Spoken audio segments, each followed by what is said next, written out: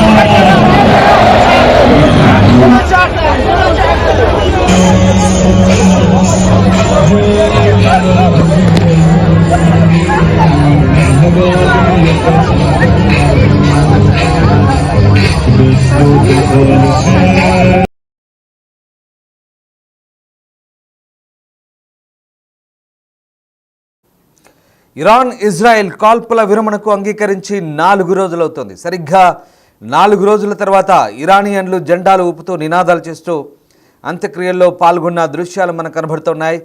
Israel దాడుల్లో మరణించిన సైనిక కమాండర్లు సహా దాదాపు 60 మందికి ఇరాన్లో ప్రభుత్వ అంత్యక్రియలు జరుగుతున్నాయి. రాజధాని తెహ్రాన్లో వేలాది మంది ఈ కార్యక్రమంలో పాల్గొన్నారు. ఉదయం 8 గంటలకు ప్రారంభమైన ఈ కార్యక్రమంలో ప్రజలు నల్లటి దుస్తులు ధరించి ఇరాన్ జెండాలను ఊపుతూ మరణించిన రెవల్యూషనరీ గార్డ్స్ అధిపతి, ఇతర అగ్ర కమాండర్లు, అణుశాస్త్రవేత్తల చిత్రాలను పట్టుకున్న దృశ్యాలను ఇరాన్ స్టేట్ టీవీ ప్రసారం చేసింది. దానికి సంబంధించిన దృశ్యాలు మనం చూస్తున్నాం. సెంట్రల్ టెహ్రాన్ నుంచి వచ్చిన ఈ చిత్రాలు ఇరానియన్ జెండాలతో కప్పబడిన శవపేటికల్లో, అలాగే యూనిఫామ్లో మరణించిన కమాండర్ల చిత్రాలు మనకు అక్కడ కనబడుతున్నాయి. గత వారాంతంలో అమెరికా 3 ఇరానియన్ అణు కేంద్రాలపై దాడులు చేసింది. జూన్ 13న ప్రారంభమైన 12 రోజుల యుద్ధంలో దాని మిత్ర దేశాలైన ఇజ్రాయెల్ ఇరాన్పై బాంబు దాడులతో చేరింది. ఇక మంగళవారం కాల్పుల విరమణతో ముగిసిన యుద్ధంలో ఇజ్రాయెల్, ఇరాన్ 2 విజయం సాధించాయని ఎవరికి వారు ప్రకటించుకున్నారు. ఇరాన్ సుప్రీం నేత అయతుల్లా అలీ ఖమేనీ అమెరికా దాడులను తక్కువ చేసి ట్రంప్ అసాధారణ మార్గాల్లో సంఘటనలను అతిశక్తి చేశారని కామెంట్ చేశారు. మరోవైపు ఇరాన్ అణు కార్యక్రమాన్ని దశాబ్దాలుగా వెనక్కి నెట్టారని అమెరికా వాదనలను ఖమేనియా తోసిపుచ్చారు. తాము ఇక తమ అణు కార్యక్రమాలకు ఇక నుంచి ఎవరు అడ్డు కాబోరు అంటూ కూడా ఆయన స్పష్టం చేశారు. ఒకసారి దృశ్యాలు చూడండి. ఇరాన్ టెహ్రాన్ వీధుల్లో భారీ సంఖ్యలో మహిళలు కూడా పాల్గొన్నారు. ప్రతి పౌరుడు అక్కడ పాల్గొన్నట్టుగా మనకు అర్థమవుతుంది. దాదాపు 60 మంది అంత్యక్రియలు ఒకేసారి నిర్వహించారు. భారీగా ఈ కార్యక్రమాన్ని నిర్వహించారు. పూలతో అలంకరించిన శవపేటికలను ఆ వాహనాలను తీసుకెళ్తుంటే ఒక్కసారిగా నినాదాలు చేస్తూ అమెరికాకు ఇజ్రాయెల్కు వ్యతిరేకంగా నినాదాలు చేస్తూ తెహరాన్ వీధులన్నీ కూడా పూర్తిగా జనాలతో నిండిపోయాయి. ఇరాన్ జాతీయ జెండాలను పట్టుకొని వారికి నివాళులర్పించేందుకు వేల సంఖ్యలో ప్రజలు అక్కడ గుమిగూడారు. మహిళలు కూడా పెద్ద ఎత్తున ఈ అంత్యక్రియల్లో పాల్గొన్న దృశ్యాలు మనకు కనబడతా ఉన్నాయి. ఇరాన్ రాజధాని టెహరాన్లో సంబంధించిన దృశ్యాలు ఇవి. ఒకసారి ఆ దృశ్యాలు చూస్తే మనకు అర్థమవుతుంది. భారీ స్థాయిలో ఇరానియన్లు ఈ అంత్యక్రియలో పాల్గొన్నారు. మహిళలు కూడా పెద్ద సంఖ్యలో అంత్యక్రియల్లో పాల్గొన్న దృశ్యాలు మనకు కనబడుతున్నాయి. ఇరాన్ జాతీయ జెండాను చేతబట్టి మహిళలు, పిల్లలు, చాలామంది పెద్దలు కూడా, వృద్ధులు కూడా చాలామంది ఈ అంత్యక్రియలో పాల్గొన్నారు. వరుసగా ఆ చనిపోయిన వారి ఫోటోలు అక్కడ ప్రదర్శిస్తూ వారి మృతదేహాలను అక్కడి నుంచి తీసుకెళ్తున్న శవపేటికలు మనకు అక్కడ కనబడుతున్నాయి. దాదాపు యుద్ధం 12 రోజులు సాగింది. అలాగే కాల్పుల విరమణ 4 రోజులు అవుతుంది. అంటే ఇప్పటికీ 16 రోజులు అవుతుంది. 16 రోజులుగా వారందరినీ భద్రపరిచారు శవపేటికలో. ఇప్పుడు వారందరి మృతదేహాలను తీసుకెళ్తున్న దృశ్యాలు మనకు కనబడుతున్నాయి. Iran top commander IRGC chief, అలాగే ఇక్కడ బాఘేరి మనకు కనబడుతున్నారు. అలాగే సలామీ హుసేన్, వీళ్ళందరి మృతదేహాలు కూడా IRGC చీఫ్ కావచ్చు, ఇరాన్ మిలిటరీ చీఫ్ కావచ్చు, వీళ్ళందరి అంత్యక్రియలు కూడా ఒకేసారి నిర్వహించారు. ఇరాన్ ఇజ్రాయెల్ దాడుల్లో వీళ్ళంతా కూడా వీరంతా కూడా ఇరాన్లో చనిపోయారు. టెహ్రాన్లో మొదటి రోజు జరిగిన దాడిలోనే ఎక్కువ మంది మట్టుబెట్టబడ్డారు. మొదటి రోజు జరిగిన దాడిలోనే వీళ్ళందరినీ కూడా ఎలిమినేట్ చేశామని ఇజ్రాయెల్ చెప్పింది. అయితే అప్పటి నుంచి కూడా వీళ్ళందరినీ కూడా శవపేటికల్లో భద్రపరిచారు. ఇప్పుడు యుద్ధం ముగిసిన తర్వాత వీళ్ళందరి అంత్యక్రియలు జరిగాయి. వేల సంఖ్యలో జనం రాజధాని టెహ్రాన్లో అంత్యక్రియలు తరలికి వచ్చిన దృశ్యాలు మనకు కనబడుతూ ఉన్నాయి. ఇక guard chief general Hossein Salami, guard ballistic క్షిపణి కార్యక్రమం అధిపతి జనరల్ అమీర్ అలీ హజీజాదే ఇతరుల శవపేటికలు రాజధాని ఆజాదీ వీధి వెంబడి ట్రక్కులపై తీసుకెళ్లగా జనసమూహంలో ప్రజలు అమెరికాకు మరణం, ఇజ్రాయెల్కు మరణం అంటూ నినాదాలు చేశారు. ఇరాన్ అణు కార్యక్రమాన్ని నాశనం చేయడానికి ఉద్దేశించబడిందని ఇజ్రాయెల్ చెప్పిన యుద్ధం యొక్క మొదటి రోజున ఈ సలామీ, హజీజాదే ఇద్దరు కూడా చంపబడ్డారు. ఇరాన్ రెవల్యూషనరీ గార్డ్స్లో మేజర్ జనరల్ అయినటువంటి మహమ్మద్ బాఘేరి, అలాగే అగ్రశ్రేణి అణుశాస్త్రవేత్త మహమ్మద్ మెహదీ టెహ్రాన్చి కూడా ఇజ్రాయెల్ దాడుల్లో మరణించారు. శనివారం రోజు జరిగిన ఈ అంత్యక్రియల వేడుకల్లో కాల్పుల విరమణ తర్వాత అగ్ర కమాండర్లకు జరిగిన మొదటి బహిరంగ అంత్యక్రియలుగా చెప్తున్నారు. ఇరాన్ స్టేట్ టెలివిజన్ మొత్తం 60 మందికి అంత్యక్రియలు నిర్వహించిందని చెప్తోంది. వారిలో 4 మహిళలు, 4 పిల్లలు కూడా ఉన్నారు. ప్రభుత్వ ఉద్యోగులు వేడుకలకు హాజరు కావడానికి వీలుగా అధికారులు ప్రభుత్వ కార్యాలయాలకు కూడా సెలవు ప్రకటించి మూసివేశారు. దీంతో పెద్ద ఎత్తున జనం ఈ అంత్యక్రియల్లో పాల్గొన్నారు. మరోవైపు ఇరాన్ యుద్ధంలో గెలిచిందని వీడియో ప్రసంగంలో పేర్కొన్న ఖమేనియాపై అమెరికా అధ్యక్షుడు డొనాల్డ్ ట్రంప్ తన ట్రూత్ సోషల్ ప్లాట్ఫామ్లో తీవ్ర విమర్శ చేసిన ఒకరోజు తర్వాత ప్రభుత్వం ఈ అంత్యక్రియలు జరుపుతోంది. ట్రంప్ కూడా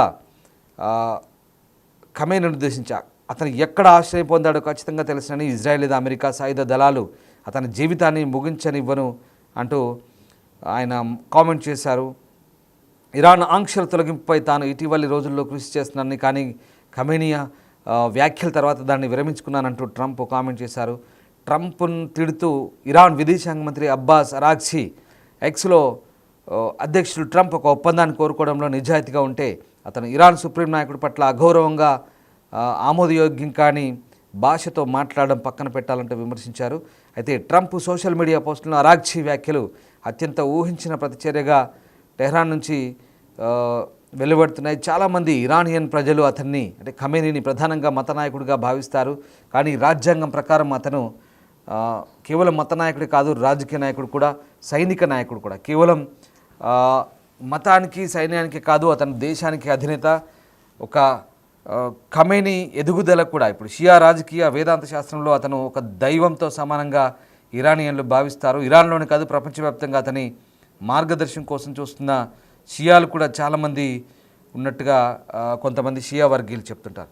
సో మొత్తం మీద అంత్యక్రియలకు సంబంధించిన ఈ ప్రసారాల్లో ఇరాన్ సుప్రీం నాయకుడు అయతుల్లా అలీ ఖమేనీ గురించి ఎక్కడా సంకేతాలు కూడా కనిపించలేదు. యుద్ధం ప్రారంభానికి ముందు నుంచి కూడా బహిరంగంగా కనిపించని ఖమేనీ గతంలో అంత్యక్రియ వేడుకలకు ముందు ఈ చనిపోయిన కమాండర్ల శవపేటికలకు ప్రార్థనలు నిర్వహించినట్టుగా మాత్రం చెప్తున్నారు. కానీ ఇప్పటికి కూడా ఖమేనీ బహిరంగంగా ఎక్కడా కనిపించిన దాఖలాలు మనకు కనిపించట్లేదు. ఇప్పటి వరకు కూడా ఈ అంత్యక్రియలు జరుగుతున్నా కూడా Iran supreme leader Ayatollah Ali ఖమేనియా ఎక్కడా మనకు కనిపించిన దాఖలాలు లేవు.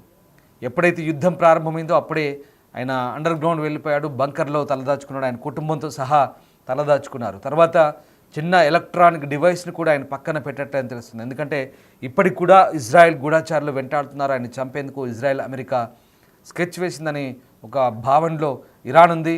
మొన్న కూడా ఒక వీడియో స్టేట్మెంట్ మాత్రమే రిలీజ్ చేశాడు. ఇప్పుడు ఈ 60 మంది అంత్యక్రియలకు కూడా ఖమేనీ ఎక్కడ హాజరు అయినట్టుగా మనకు కనబడట్లేదు. దానికి ముందు ఆ శవపేటికలకు ఆయన ప్రార్థన చేసినట్టుగా అక్కడి కొన్ని వార్తా సంస్థలు అయితే చెప్తున్నాయి. కానీ బహిరంగంగా ఎక్కడా ఖమేనీ మనకు కనబడట్లేదు. సో ఇంకా చావు భయంతో తలదాచుకుంటున్నాడనే వార్తలను వాదనలు అయితే వినిపిస్తున్నాయి. ప్రధానంగా పాశ్చాత్య దేశాల శత్రువుల నుంచి వాళ్ళకు ముప్పు పొంచి ఉందన్న నేపథ్యంలో ఖమేనీని కాపాడుకుంటున్నామని ఇరాన్ చెప్తుంది. సో మొత్తం మీద ఈ అంత్యక్రియలు కూడా ఎక్కడైనా కనపడ్డ దాఖలాలు కూడా కనిపించట్లేదు. సో ఇప్పుడు ఇరాన్ ఈ అంత్యక్రియలు జరిపిన నేపథ్యంలో ఒక్కసారిగా మాటల యుద్ధం అయితే కొనసాగుతుంది. పాశ్చాత్య దేశాలపై ఇరాన్ సంబంధించినటువంటి విదేశాంగ మంత్రి కావచ్చు, ఇరాన్ పాలకులు ముఖ్యంగా అణు విధానంపై కావచ్చు, అలాగే ఈ దాడులకు సంబంధించి ఇప్పటికైతే 12 రోజుల్లో యుద్ధం జరిగింది. 12 రోజుల తర్వాత ఈ 4 రోజులు కాల్పుల విరమణ జరిగింది. 16 రోజుల తర్వాత ఇప్పుడు అంత్యక్రియలు అయితే పూర్తవుతున్నాయి. సో ఈ నేపథ్యంలో ఇజ్రాయెల్ దాదాపు 30 మంది ఇరానియన్ కమాండర్లు, 11 మంది అణు శాస్త్రవేత్తలను చంపిందని చెప్తున్నారు. అలాగే 8 మంది అణు సంబంధిత అలాగే 70 పైగా మౌలిక సదుపాయాల ప్రదేశాలను ధ్వంసం చేసినట్టుగా ఇరాన్ ఇప్పటికైతే ప్రకటించుకుంది. కానీ ఇక్కడ యుద్ధంలో ఎవరికి వారు తామే గెలిచామంటూ స్వయంగా ప్రకటించుకున్న పరిస్థితి, స్వయం విజేతలుగా ప్రకటించుకున్న పరిస్థితి కనబడుతుంది. సో ఆ నేపథ్యంలో ఇక్కడ ఒకటి మాత్రం మనం గుర్తెరగాలి, ఇప్పటి వరకు దాడుల్లో ఇరువైపులా భారీ నష్టం జరిగింది. ఇజ్రాయెల్ చేసిన దాడిలో ఇరాన్లో ఇప్పటివరకు 750 మంది వరకు కూడా చనిపోయినట్టుగా అధికారిక లెక్కలు చెప్తున్నాయి. అంతకు మించి అనధికారికంగా చనిపోయి ఉంటారు. భారీగా ఆస్తి నష్టం కూడా జరిగింది. ఎట్ ద సేమ్ టైం ఇజ్రాయెల్లో కూడా అంతకు మించి ఆస్తి నష్టం జరిగింది. ఇరాన్ కంటే ఎక్కువ ఇజ్రాయెల్లోనే ఆస్తి నష్టం జరిగిందని చెప్తున్నారు. ఎందుకంటే అన్ని స్కై స్క్రాపర్స్, ఆకాశ హార్మ్యాలు, బహుళంతస్తుల మల్టీ స్టోరేడ్ బిల్డింగ్స్ చాలా వరకు కుప్పకూలిపోయినాయి. ఇరాన్ మిసైల్స్ దాడిలో భారీ ఆస్తి నష్టం జరిగింది, కానీ ప్రాణ నష్టం తక్కువ జరిగిందని చెప్తున్నారు. ఎందుకంటే వాళ్ళంతా అలర్ట్ అయ్యారు, సైరన్లతో బంకర్లో తలదాచుకున్న పరిస్థితి.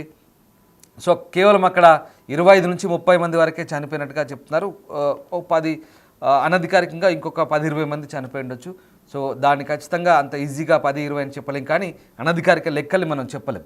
సో ఆ రకంగా ప్రస్తుతానికైతే ఇజ్రాయెల్ చెప్తున్నది కేవలం ఇప్పటివరకైతే మొన్నటి వరకు 24 అన్నారు. తర్వాత మళ్ళీ కాల్పుల విరమణ తర్వాత మళ్ళీ ఒక మిసైల్ దాడిలో 4 చనిపోయినని చెప్తున్నారు. సో ఓవరాల్గా 28 లేదా 30 మంది చనిపోయినట్టుగా ఇజ్రాయెల్ వైపు నుంచి ఇప్పటివరకు సమాచారం ఉంది. సో ఆ రకంగా ఈ పరస్పరం దాడులు చేసుకునే నేపథ్యంలో ఇరాన్ ఇజ్రాయెల్పై 550 పైగా బాలిస్టిక్ క్షిపణులను ప్రయోగించింది. అలాగే చాలా వరకు అడ్డగించబడ్డాయి, అవన్నీ కూడా ఇంటర్సెప్ట్ చేయబడ్డ పరిస్థితి కనబడుతోంది. కానీ దూసుకెళ్లిన చాలా ప్రాంతాల్లో నష్టాలు అయితే కలిగించాయి. 28 మంది మరణించాయని ఇజ్రాయెల్ గణాంకాలు చెప్తున్నాయి. సో ఆ రకంగా ఇరాన్పై ఇజ్రాయెల్ చేసిన దాడుల్లో కనీసం 627 మంది పౌరులు మరణించారని టెహ్రాన్ ఆరోగ్య మంత్రిత్వ శాఖ చెప్తుంది.